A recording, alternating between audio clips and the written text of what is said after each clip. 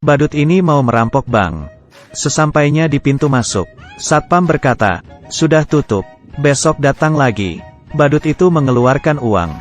Satpam akhirnya membiarkannya masuk. Lalu, badut itu menunjukkan dinamit di balik rompinya.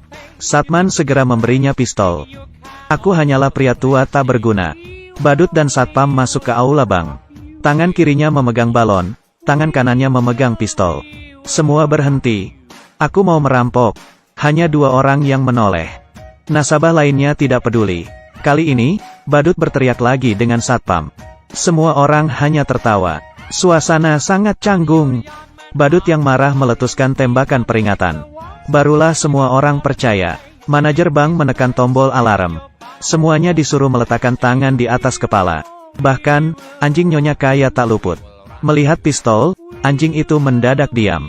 Ia memberikan kresek hitam ke teller. "Masukkan uang ke kantung sampai penuh." Nasabah pria di sebelahnya berkata, "Itu uangku." Mereka belum menulis tanda terima. Badut memiliki etika. Ia menyuruh teller menulis tanda terima dulu. Badut lalu mengurung semua orang di brankas. Satpam tua membantu menghitung jumlah sandera. Setelah semuanya masuk, tanpa disuruh satpam memberinya kunci. Ia lalu ikut masuk menyusul mereka. Badut mengeluarkan kantung plastik lagi. "Isi sampai penuh lagi." "Diam kalian, aku tidak akan menyakitimu." Badut lalu memanggil manajer. Mereka bergandengan tangan menuju aula. Badut menyuruh manajer menelepon polisi. "Bila melawan, aku akan meledakkan bank ini." Badut menunjukkan dinamit di badannya. Saat ini, penembak jitu sudah mengintai. Begitu mendengar bank dirampok, masyarakat berbondong-bondong menonton. Pedagang keliling juga tancap gas ke sana. Kesempatan untuk mencari uang. Sandera di dalam brankas. Sangat bosan. Ada yang garuk-garuk kaki, merekam pesan wasiat, berdoa rosario, mengunyah permen karet, dan ada yang menangis. Badut yang bosan, mencoba menembak CCTV. Tapi, kemampuan menembaknya payah. Pistolnya kehabisan peluru. Semua tembakannya meleset. Ia akhirnya memakai pistol satpam. Sekali tembak, CCTV rusak. Kepala polisi menelepon. "Kenapa tadi kamu menembak?" Badut berkata, "Tadi aku menembak CCTV, karena ia mengamatiku. Sekarang aku butuh bus dengan bensin penuh. 1 motor, 1 truk monster, 2 helikopter. Setiap permintaan yang dipenuhi, aku akan melepas 1 sandera." Helikopter pun tiba. Badut memilih 1 sandera untuk dilepas. Pria yang menangis tadi, muntah di sarung tangannya. Entah siang tadi dia makan apa. Di brankas yang tertutup, semua orang jadi mual mencium baunya. Secara demokratis, Badut menyuruh sandera memilih. Semua orang menunjuk pria yang muntah tadi. Akhirnya, ia dilepas. Pria itu jatuh dan muntah lagi. Bus dan motor pun tiba. Saat Badut memilih sandera, manajer bank datang dan berkata, "Aku berikan jamku senilai $12.000 ini. Tapi, kamu harus memilihku." Badut berkata ia adalah orang yang bersih, dan tidak pernah menerima suap. "Kalau tidak, aku akan membantumu menjual jam itu. Harganya mulai $300.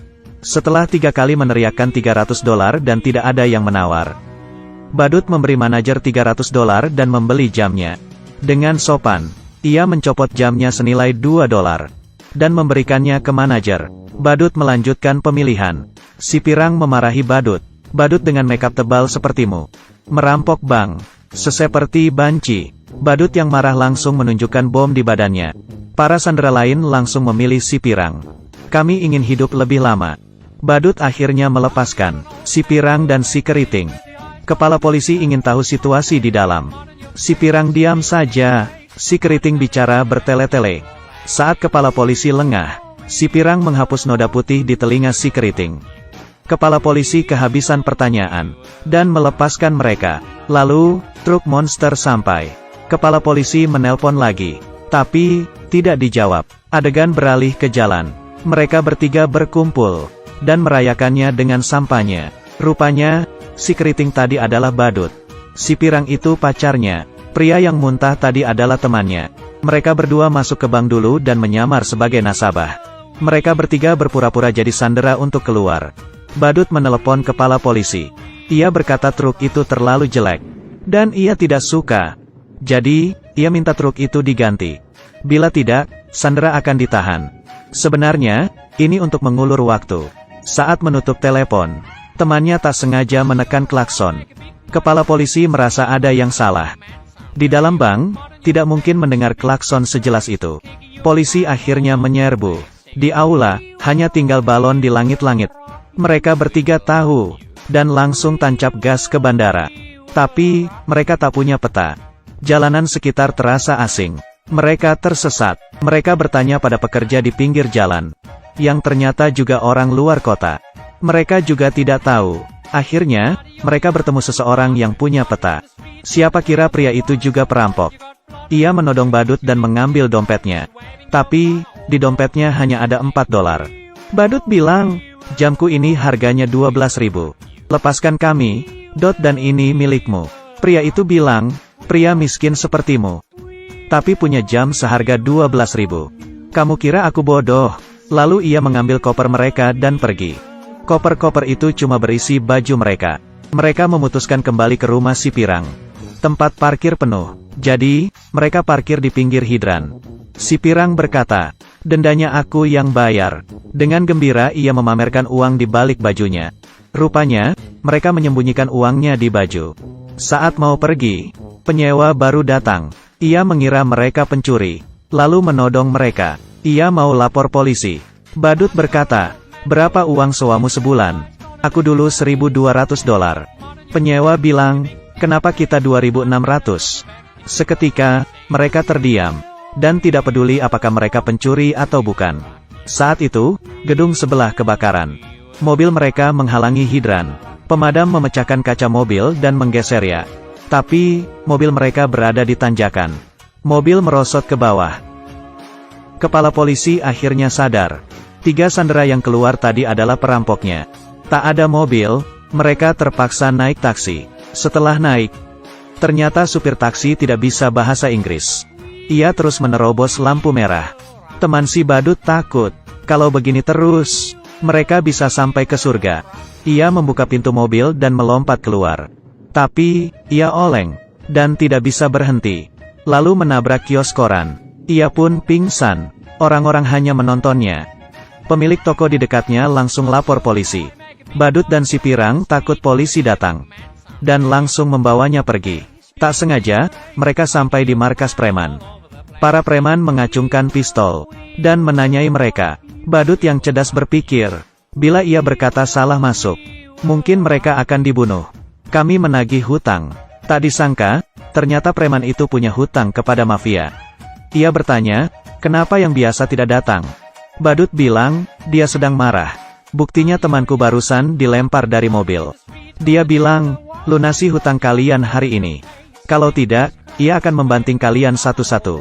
Preman itu takut, dan melunasi hutangnya $6.000.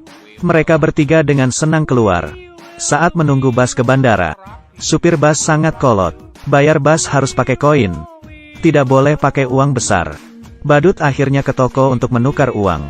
Toko sudah dipenuhi polisi. Penagih hutang mafia yang sebenarnya sampai. Preman bilang uangnya sudah diambil. Preman itu dipukuli. Saat itu, preman melihat badut yang keluar dari toko. Badut langsung lari ke bus. Penagih hutang mengejarnya.